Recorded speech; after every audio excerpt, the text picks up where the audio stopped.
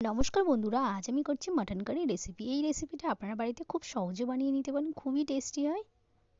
এদিকে আমি মাটন নিয়ে নিয়েছি 1 কিলো। মাটনটাকে আমি ভালোভাবে ধুয়ে পরিষ্কার করে নিয়েছি।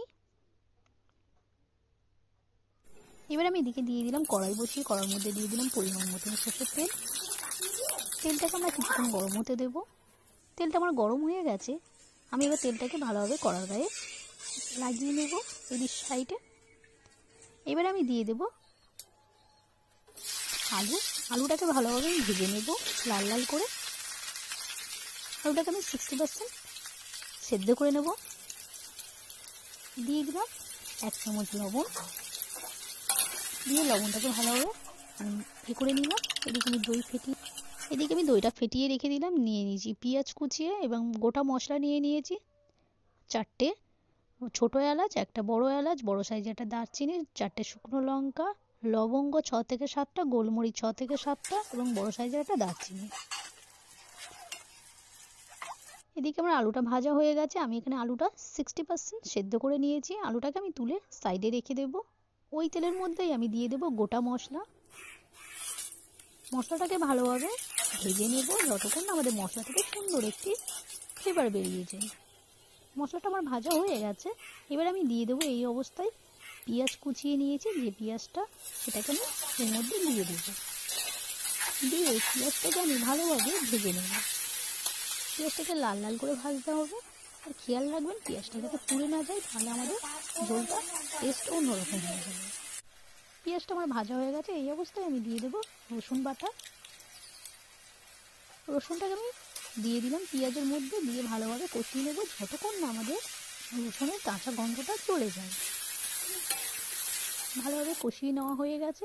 দেখতেই পাচ্ছেন আমার মশলা থেকে তেল ছেড়েছে কত সুন্দর। এই অবস্থায় আমি দিয়ে দেবো হলুদ গুঁড়ো 1 চামচ, ধনে গুঁড়ো 1 চামচ, দিয়ে ভালোভাবে এটাকে কষিয়ে নেব। আগে কষানো হয়ে গেলে এবার আমি দিয়ে দেব লাল লঙ্কার গুঁড়ো 1.5 চামচ। এটাকে আমি মিশিয়ে নেব একটু। এবার আমি দিয়ে দেবো কাশ্মীরি লঙ্কার গুঁড়ো। কারণ আমি যেভাবে মশলাটা দেওয়ার চেষ্টা করছি, আপনারা চেষ্টা করবেন এইভাবে মশলাটা দেবেন, তাহলে আপনাদের ঝোলের কালারও খুব সুন্দর হবে, খেতেও খুব সুন্দর হবে। সর্বশেষে দিতে হবে আপনাদেরকে জিরে গুঁড়ো। জিরেটা আপনাদের সবসময় লাস্টেই দেবেন। দিয়ে আমি মশলাটাকে ভালোভাবে কষিয়ে নিলাম। কষিয়ে এবার আমি দিয়ে দেব মাটনটা অ্যাড করব।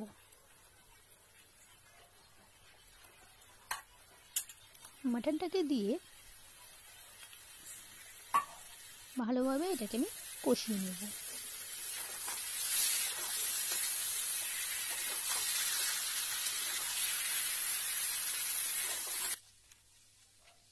ভালোভাবে কষিয়ে নেওয়ার পরে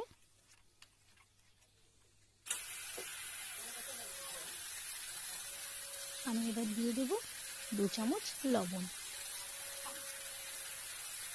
বড় চামচে 2 চামচ দিলাম। দিয়ে মাটনের সাথে ভালোভাবে লবণটাকে মিশিয়ে নেব।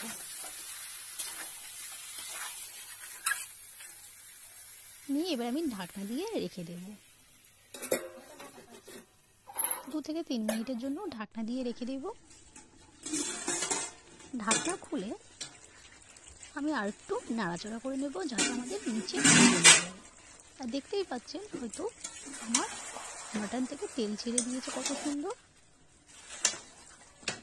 আমি একটু ভালোভাবে কষিয়ে নেওয়ার পরে, কিছুক্ষণ নাড়াচাড়া করে নেওয়ার পরে আবার দিয়ে দেবো ঢাকনাটা 5 মিনিটের জন্য, যাতে আমাদের মাটনটাও একটু সেদ্ধ হয়ে আসে।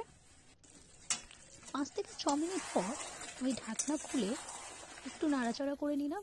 এই অবস্থায় আমি দিয়ে দেবো আদা বাটা। আদাটা দিয়ে ভালোভাবে মিশিয়ে নেব। এতে আপনাদের মাটনের টেস্ট দেখবেন খুব সুন্দর হবে। আর দিয়ে দিলাম ফেটিয়ে রাখা দইটাকে আপনারা চেষ্টা করবেন খুব ভালো করে ফেটিয়ে নেওয়ার। এবার এই অবস্থায় আপনাদের গ্যাসের ফ্লেমটাকে একদম লোতে করে দিতে হবে। দিয়ে ভালোভাবে দইটাকে মাটনের সাথে মিশিয়ে নাড়াচাড়া করে নিলাম। দেখতেই পাচ্ছেন আমাদের মাটনটা কত সুন্দর ফুটছে।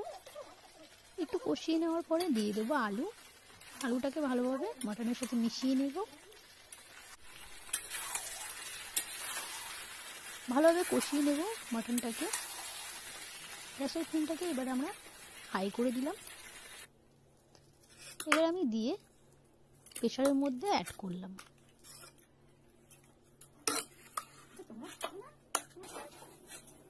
এবার ওই কড়ার মধ্যে একটু জল দিয়ে আমরা মশলাটাকে ভালোভাবে ধুয়ে প্রেসারের মধ্যে দিয়ে দেব।